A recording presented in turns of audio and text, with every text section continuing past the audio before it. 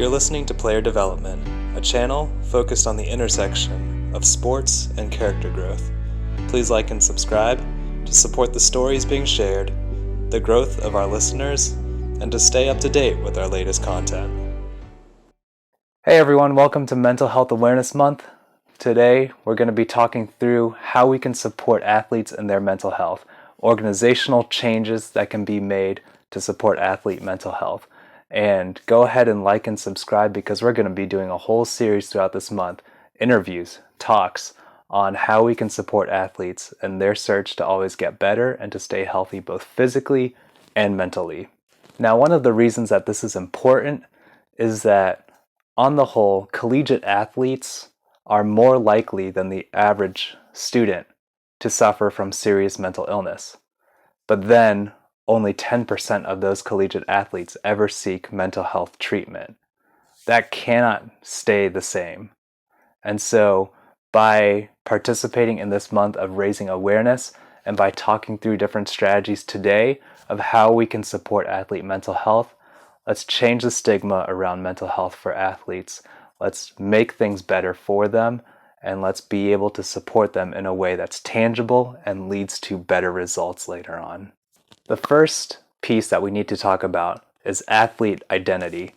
And one thing that's come up in a lot of the interviews that I've done is that sports has such high regard and so much social capital in our culture that athletes who have been playing sports since they were 5 or 6 years old and are now 18, 19, 20 years old, they don't know how to define themselves by anything outside of athletics. And that's not on them. That's the culture that they were born into and that they were raised up in. And that if we cannot unlearn this lesson of you are defined by your athletic achievements, and what that leads to is that once the sport is taken away from the athlete, whether because they graduate and don't go on to the pro level, or if they're sidelined by long-term injury, or just something changes in their life circumstances that sports is no longer a regular part of their lives, it's no longer what they structure their entire days, weeks, and seasons around, then there's a sense of grief and loss and a lack of identity there. And so there's an Instagram page called Sidelined USA that I'll put the link to down in the description. They talk about this with athletes coping with long-term injury. And some of my interviewees have talked about this. Sam Bowman, who is a basketball player at Covenant College. Ken Burke, we just released an interview with him recently talking about what it means to be an athlete and a Christian, what people's core identity really says about them and what that means when they're playing out there on the field or on the court.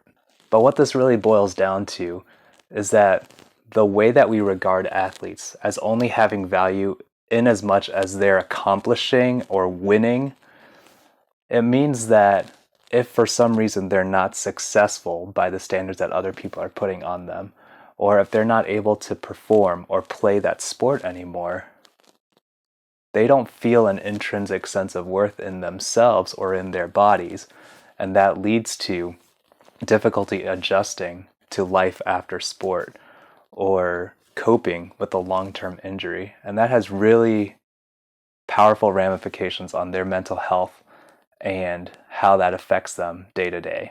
Second piece that we need to talk about is the sticky issue of mental toughness. And this has been in the spotlight for a couple years now. I think probably starting with Simone Biles, maybe even before that, but she really put that concept in the spotlight. What is mental toughness? And then with Naomi Osaka also, both of them taking breaks from their sport or choosing not to compete due to mental health reasons.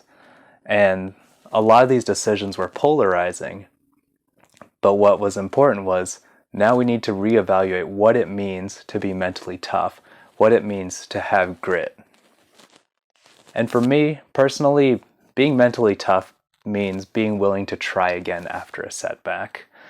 And I think what gets confused is that there's a productive way to think about mental toughness in that, yes, I accept that failure or setbacks or injuries are part of the process of being an athlete, and I continue to be willing to try after one of those adverse events happen. I'm willing to work around an obstacle or a challenge. But I think there's also a toxic side to this where it gets pushed into the realm of athletes being seen as robots or purely entertainers, that they need to provide that entertainment or they need to perform no matter what, as if there's a contractual obligation between them and the sport or them and the viewer, that somehow they owe us their performance, regardless of whatever the circumstance is that is bothering them or that they're struggling through. And this is where I want to talk about something that we can really change for the better here. When it comes to grit or mental toughness, whatever you want to call it, this needs to be defined organizationally. This is bigger than each individual athlete thinking what's okay for them, because while they might set that, it takes the power of the team or the organization to back up, hey, we are with them on this decision. So it's helpful for teams to be able to say, this is how we see mental toughness.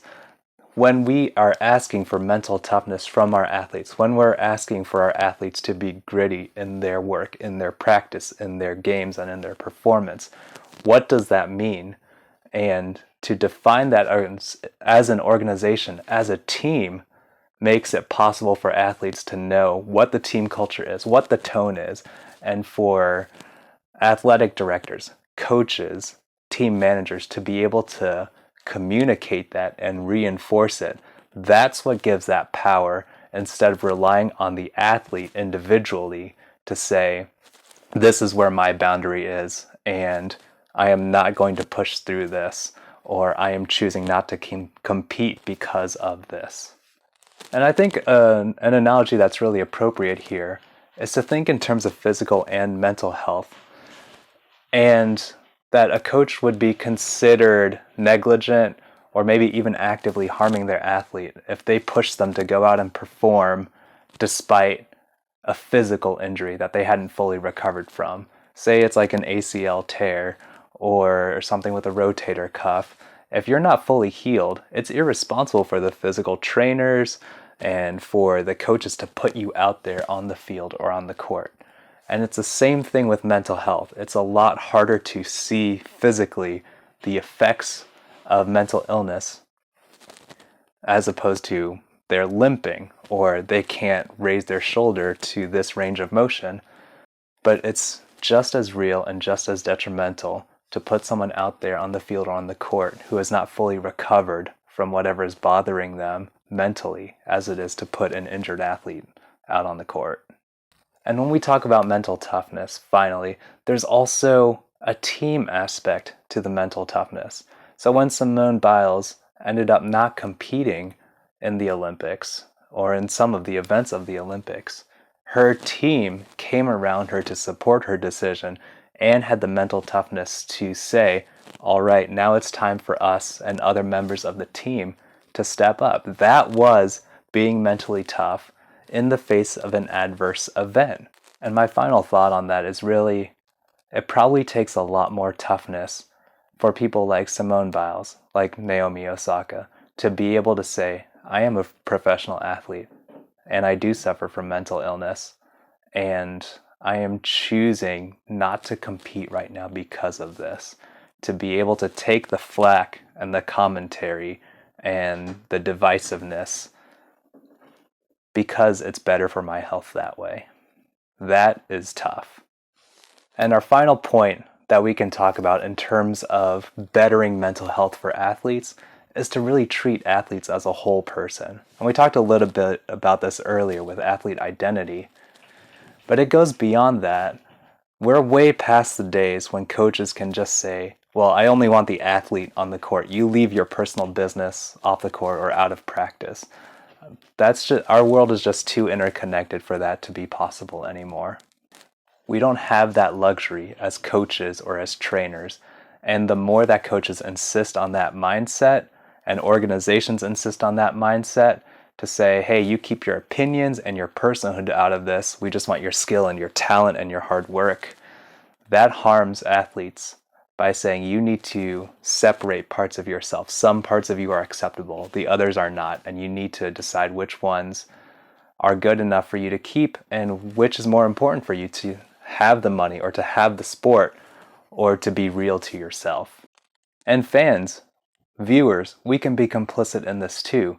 When we get to the realm of shut up and dribble, when we say, hey man, you're just an athlete, you're not entitled to any opinion, and your platform is not important because you're just an athlete and your experience has no bearing. We just want to see you play your sport. That is dehumanizing to the athlete as a person. And again, we are treating them as mere entertainers, people who owe us the entertainment and need to leave their stuff behind when they step out on the court and when the lights come on. So a lot of this discourse is really not about putting more responsibility on each individual athlete. I hope that by outlining these various steps that organizations and teams can take, that they can support athlete mental health by making larger scale changes, even by the way that us fans, we talk about athletes and talk about the stances that they take or the beliefs that they hold.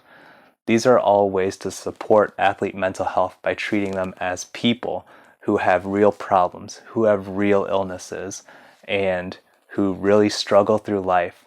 I think we have a tendency to put them on a pedestal because we look at the money and the glamour and the fame and the celebrity and think that that makes everything go away. But it really all does start somewhere. That 30-year-old pro athlete that we troll on Twitter or that we make fun of for their opinions or burn their jerseys because of some decision that they made, whatever it is, how we regard them stems from how we see sports as a culture. And that goes from the 5-year-old playing Little League all the way to the pro athletes that we see in our culture. And if we truly want better mental health for our athletes, that starts from the way we talk, from the way our teams and our organizations work to really promote athlete mental health. This is more than just making sure that athletes can reach out for resources when they feel they need it. They also need to be empowered and know that their team is behind them every step of the way. Guys, thank you so much for checking this video out.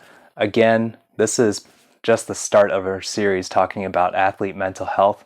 So go ahead and like and subscribe so that you can keep up with all of our content for this coming month.